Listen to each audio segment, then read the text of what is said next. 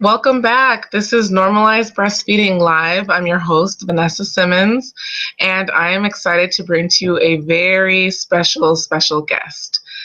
We have Katie Garza with us today. She is the new Mrs. United States of America. And my daughter's walking in at the same time, just as we go live. Here, come sit with me. All right. Hopefully she's okay. Hi. You want to say hi? I don't think she can hear you. This is Mrs. United States. Do you know she gives her babies mama milk? Good morning. Yeah. So, go ahead and tell me a little bit about the pageant. Tell me a little bit about how you got started in doing pageants. Well, whenever I was 7, I was entered in the Texas Gatorfest Princess pageant. It's a county pageant where I'm from in this tiny little town, and I just loved it. And then whenever I was an adult, I decided that I wanted to do this again. And I actually entered the 2012 Mrs. Texas United States pageant and had no clue what I was doing, none at all. So whenever I went in there, I was so intimidated by all of these beautiful women that had all these wonderful things that they were doing and their careers and everything seemed like they had it together.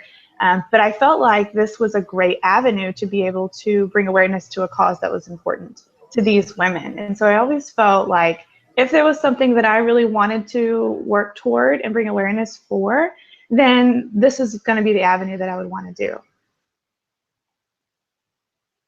Awesome. Just send her to the restroom. And make sure she handles that so we don't have any accidents. So that's awesome. So it's nice to see that we have a breastfeeding mom that's kind of now in the forefront of this pageant. So tell me a little bit about kind of behind the scenes. I know that you have a chance to kind of meet with a lot of the other women and talk with the other women. Were any of the other moms nursing mom or any of the other women nursing moms, or were you the only one? There was one other mom who was also nursing at the time, and she was actually extended nursing. Her baby was almost 3. So I thought that was really beautiful. Yeah, and she had a fantastic cause of her own. And so we connected way prior to the national pageant. It was actually Mrs. Alaska. And we became good friends. And it just so happened that we were the 2 nursing mamas. I guess we can sort of feel each other out. We just know, right? Exactly. So we connected. She was great. And she was always so supportive whenever I needed to pump or if I needed to take a break. You know, she was speaking up for me. It was great. Oh, that's awesome. That's very cool. And it's good to have somebody in your corner, right? Because if you're the only one, then you're kind of like, oh, nobody understands how I feel. But the fact that you had somebody kind of there and knowing where you're coming from. So tell me a little bit about your youngest. Is your youngest a daughter? Tell me about your kids and your family. So we have 3 daughters. Okay. Phoenix is 6, Gracie is 4, and Aubrey is 8 months. Okay, awesome. Yes, and Phoenix and Gracie were both preemies. Phoenix, the most extreme of the 3. They were all a little preemie. Phoenix was born at 32 weeks gestation, and within the first hour after she was born, she was life-flighted to Texas Children's Hospital. She wasn't breathing on her own. And she spent almost 6 weeks in the NICU, level 3 NICU. So for the first few weeks of her life, we couldn't touch her. We couldn't hold her. We couldn't do anything. I couldn't, nurse her. She had an intubation. But Aubrey now is born healthy. She was strong. She spent a few hours in the NICU, and she latched on from the very first try. And so that was my little miracle baby. That was my aha moment that I was finally going to be able to breastfeed my 3rd daughter. That's so amazing. I kind of have a similar story in the sense of like having 2 really rough beginning breastfeeding stories and then having one really like aha moment with my 3rd as well. We didn't end up in the NICU or anything like that, which I'm very, very grateful for. But we did have a low birth weight baby for our first child. And we had some issues with that. Yeah, go ahead and grab some. So, what's wrong? You can grab some from my cup. It's the red cup right there. she doesn't, she's having this thing with like insects lately where she thinks that they're everywhere, and they're not, but they've been coming in from everywhere because it's getting cold outside, right? So she's like, oh my gosh, what's around the corner, like type of situation. But she's just up. I've had a feeling she was going to get up too, because I'm sure she heard me kind of wrestling around. But can you take it to the room? Can you take it to the room? No, your cup. Can you take your cup to the room? Yeah? Yeah, take it to Lita. Okay? So we, sorry about that. I'm having losing my train of thought. Baby girl, I can't talk right now. Mommy's live. Okay? I'm talking with her. I'll be done in the next 30 minutes, and then I'll come in there. Okay? Or you can sit down on the couch and listen. Okay? Or you can sit on my lap. All right, just stay right here. Okay? So tell me a little bit about, okay, you have to keep the water on this side though, not by the computer. On this side. You can put it down right here if you want to put it down. Okay, so tell me a little bit about how you got started with Pumping for Preemies. I know this was all something that happened before you started doing the pageant. So tell me about how that got started and then how you kind of brought it into the pageant as well. It's funny how it all sort of happened at the exact same time. And it seems like that happens in my life. Everything just folds on top of each other. But right after we had the baby, I was wanting to get back into shape, and I was talking to my husband about it, and I said, maybe, you know, one day in the future I will enter another pageant because you do have a swimsuit category, and that'll motivate me to work out and get back into shape. But that was going to be farther down the road. And I was struggling with breastfeeding Aubrey because this was my first experience.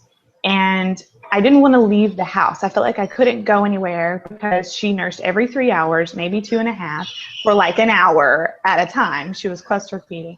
And I just wasn't comfortable. I didn't feel like I could do it if I needed to feed her anywhere, because with an infant, you can't just let them latch on and then cover. You have to, you know, help to them. And so it was very nerve-wracking. But I needed to get the courage up to be able to feed her in public. And that was my first issue. And then issue number 2 was actually not really an issue. I was pumping extra milk for her so that whenever I went back to work, she would have it. And I had colostrum. And I started kind of Googling, you know, donating breast milk because I knew it was a thing, but I didn't really know anything about it.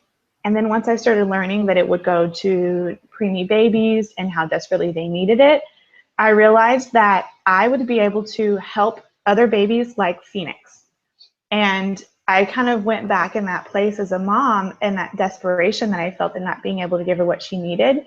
And I felt like it would be healing for me to donate that milk and life-giving to those babies and relaxing and comforting to their mommies. And then it was like everything just sort of came together and my head exploded, and all of a sudden I was just talking to my husband and I was like word vomiting all of these ideas. And he was like, okay, well, if you want to do this, you kind of have to, you know, compete in Mrs. Texas sooner so that you can use that as a platform to be able to talk about what you want to talk about. And Mrs. Texas was 3 months after I had my baby. I had her in February and it was in May. And so I said, okay, if we're going to do it, we're going to do it. And Pumping for Preemies had just begun. I had just started the Facebook page. Things were kind of taking off.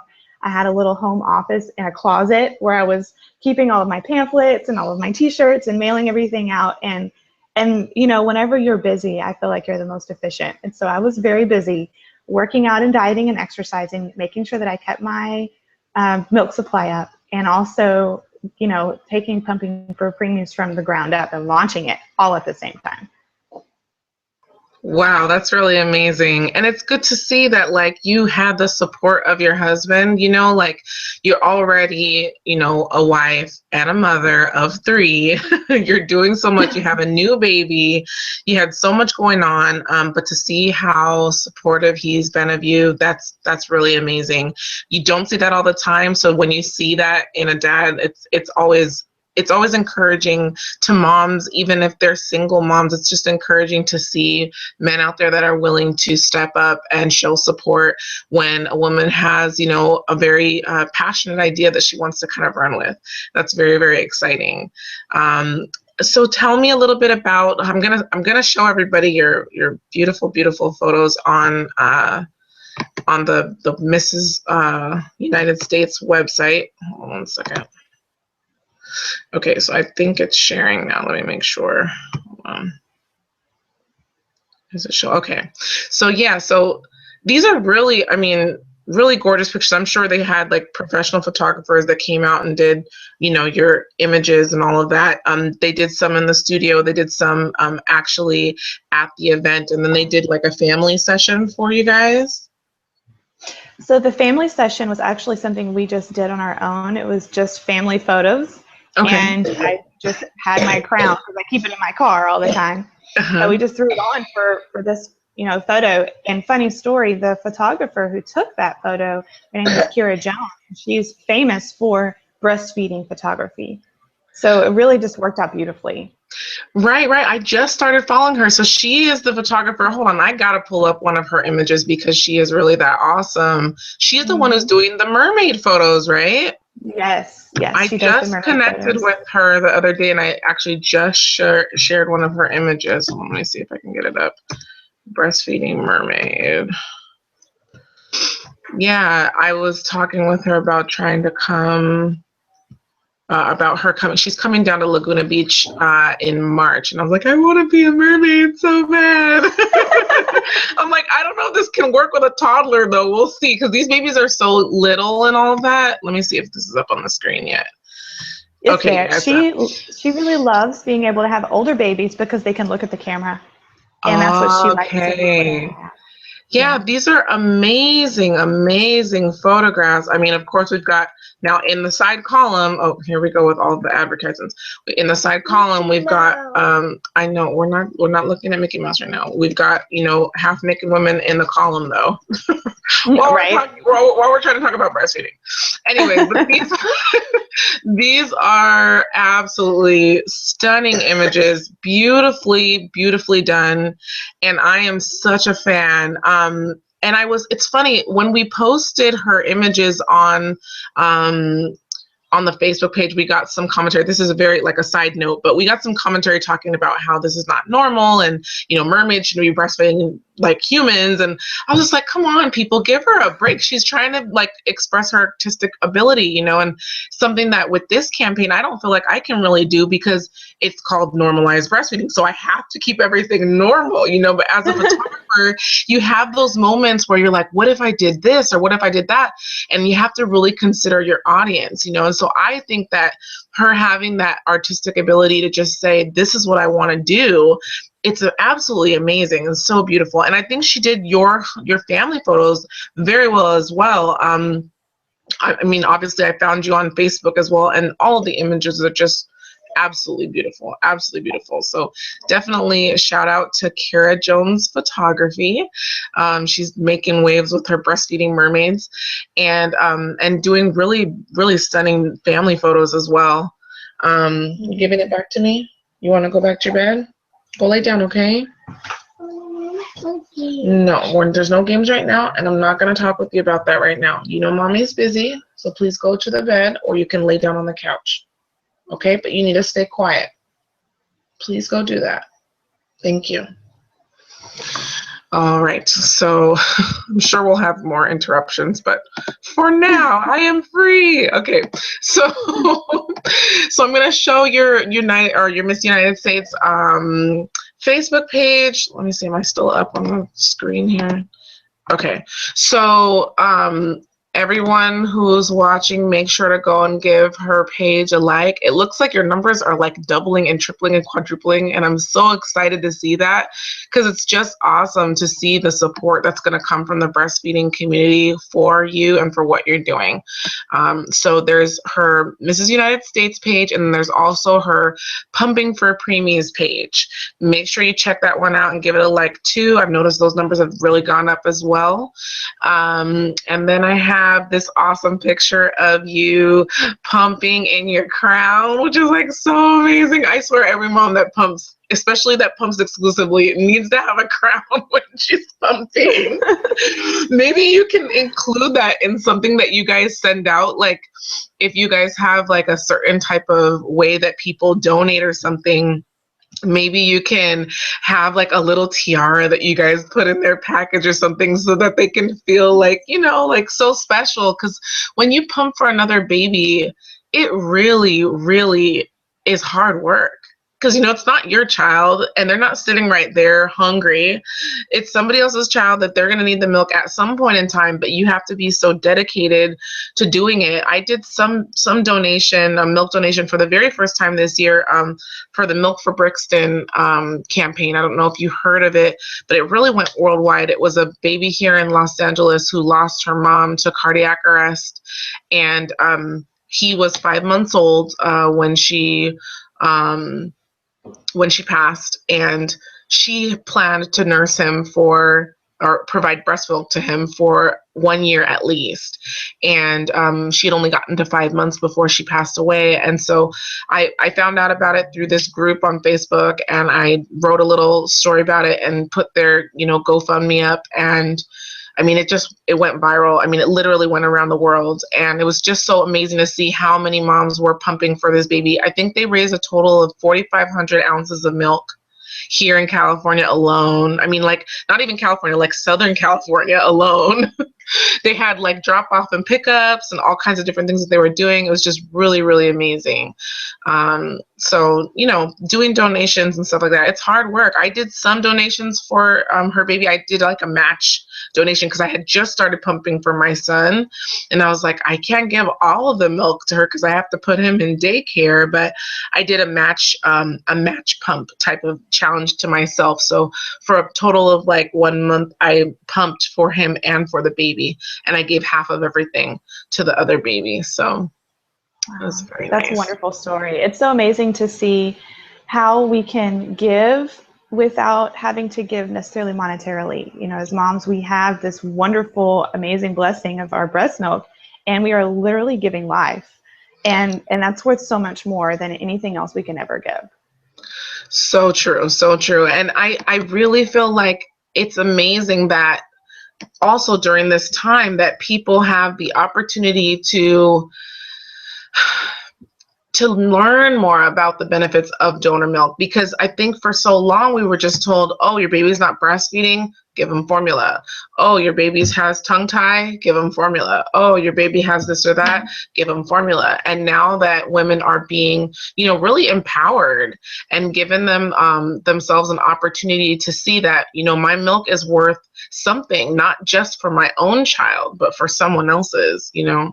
So I think that it's very cool to see, you know, kind of how we can kind of come together and support one another. And I mean, if you think about like wet nursing from like thousands of years ago, you consider the fact that this was always the case. If the mother could not provide milk for whatever the reason, whatever the case, she found a wet nurse. She found someone else who was breastfeeding their own baby or had just had a baby who had milk and could nurse the child. So, I mean, this is not it's not brand new information. You know, this is something that, you know, it's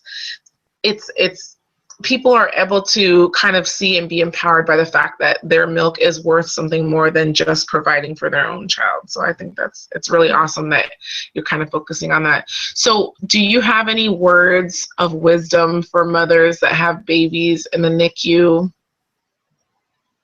I do, yes. The biggest thing is ask for donor milk, because whenever I had my oldest two in the NICU, especially my oldest, I had no idea that you could receive donor milk. I did not know that it existed. There was zero education there. There were zero recommendations from nurses and doctors. In fact, it was almost threatening to me whenever they would say, if you don't pump enough, we're going to have to give her formula. If you can't get here in time to bring us the milk, we're giving her formula. It was almost like they would threaten me with it. And so, you know, stand your ground. Know that you can receive donor milk. Do not worry about the cost of the pasteurization, because those preemie babies need donor milk from a milk bank. And if your insurance won't cover it, then most milk banks, especially the nonprofit ones, will give it to you at no cost. do not worry about giving your baby what is best. Just ask for it and you can get it. Right. Those are beautiful words of wisdom. Beautiful. I have a question that I want to put out there to you from Bethany DeQuent. She posted on the Google Hangout event. She wanted to know, have you ever battled with, ooh, there goes my screen. Hold on one second. I think I made the screen too big. Okay, here we go. Have you ever battled with any supply issues? And if so, how did you overcome them? Yes, absolutely, I have. And I do constantly with the traveling that I do for work and for Mrs. United States. What I do is I drink more water than humanly possible. And I focus on making my pump sessions about 10 minutes longer each time. And it seems like over a day or two, my supply is back up and back to normal. So definitely drink. I mean, I have a cute little cup that I actually received from a wonderful cause that says, drink more water, make more milk. And it's just a constant reminder. I carry it around everywhere that I go, and I drink probably 100 ounces of water a day. Wow. You start from the moment you wake up to the moment that you go to bed, and you start to crave it after a couple of days. Your body gets accustomed to it. So that's my key, is drink more water and pump a little bit longer. Awesome. Awesome. And so, tell me a little bit about what you plan to do going forward with Pumping for Preemies. I know it's very new. Do you guys have any type of specific goals in mind? Is there something that you guys are trying to achieve over the next year? Are you guys planning on getting into hospitals or helping out with anything it's like more specific than just providing donor milk, or are you working with milk banks and things like that? Tell me a little bit about what's ahead. I have a lot of ideas and a lot that I'm working on, and I'm very, very excited about. I'm an ambassador for the Mother's Milk Bank at Austin, which is the milk bank that I donate to, and we actually provide milk to 128 hospitals nationwide. So it's not just at Austin. I do a lot of work with them, talking to groups. I also will, and I love to do this, I'll go through, right now it's all the Memorial Hermann NICUs here in Houston, and speak to the mothers there in the NICU and just make sure that they're aware that they can receive donor milk. If they have extra milk, freeze it so that they can donate it, because it's such a precious amount that they have. And then also I have these cute little bags that I'm making. It's like a little prize bag that's full of breastfeeding needs. I have manual pumps. I have nursing bras, the hands-free nursing bras. I have little water bottles, cooler bags. It's a beautiful 31 bag that I'm going to be giving monthly to one mom in the NICU that one of the NICU nurses choose, just again to raise more awareness. And then also I plan to fundraise for all the moms that we have on our team, however many ounces that we donate collectively, and however much it costs to pasteurize that milk and get it processed into the families. That's my goal for fundraising. Okay. And we donate that to charitable care, which is a fund in place to pay for milk that goes to families whose insurance don't cover it. So it kind of goes full circle. We're giving the milk, we're educating on the milk, and then we're making sure that the milk can get to those families. That's awesome. That's awesome. And it's good to see that you have a very clear vision as far as like what you guys want to do. Anything specific as far as, like I know you were saying for your words of wisdom that you didn't have the education when you were in the NICU. Do you maybe think there's any way you guys can implement some type of a structure where you guys are providing that education to the moms, that the donor milk does exist?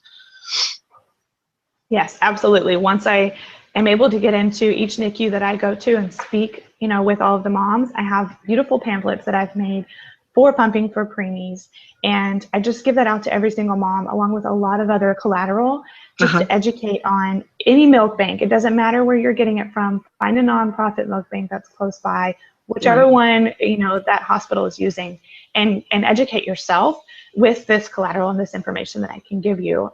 And so that's what we're focusing on, is educating mostly moms. Awesome. And also it's interesting how many people, if you speak to someone and tell them what we're doing, they can relate. They say, oh, my cousin had a premature baby, or my aunt has extra milk that she could donate. Right. And so just talking to people kind of puts out those feelers and makes it to where everyone can educate each other. Right. Right. That's awesome. Well, you've been an amazing guest. I'm really excited to have seen you and had a chance to quote unquote meet you. It's nice to meet you digitally. And if you'd like to, you can take a few minutes and just go ahead and put on your crown for everyone who's watching. So I do actually keep this around with me. It is a beautiful reminder of all of the work that we have done to come Yes. this far. And, you know, whenever I was in my interview at Mrs. United States, which is the most important part of the competition, I was able to talk about Pumping for Preemies. And one of the judges asked me, what would it mean for your foundation if you were able to take this title? And I teared up and I tried to hide it. I think I did a good job, but I told them that it would mean everything because I would be able to have a bigger voice. And with a crown this size on my head, I don't care who bullies me. I don't care if you want to judge me for breastfeeding my baby. If you want to talk about how weird it is to donate milk, I don't care because I can put this baby on my head and I can remind myself that this was a gift and I can use it, and I don't care. Judge me, I don't care because I get to put this baby on my head anytime I want to, and I really do wear it around the house. My husband laughs at me. My kids are accustomed to it now. They're like, "Mommy's there goes mommy with her crown on." I mean, there's a photo on Facebook. Right.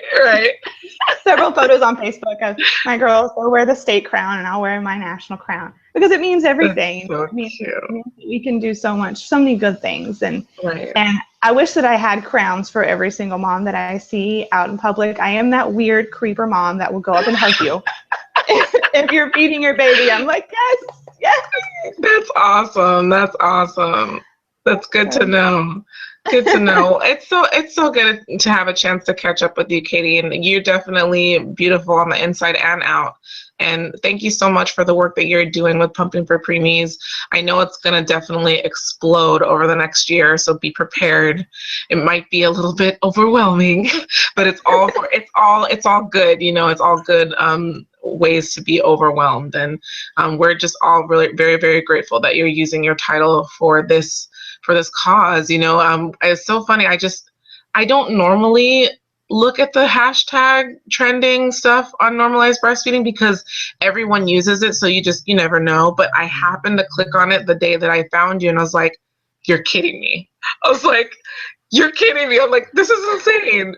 Mrs. United States is breastfeeding her baby in public on Facebook with her crown on. I was like, I gotta try and reach out. I was like, I couldn't even believe it. I was like, really? And I love the fact that your whole post just said normalize breastfeeding. I was like, yes. I was like, this is awesome.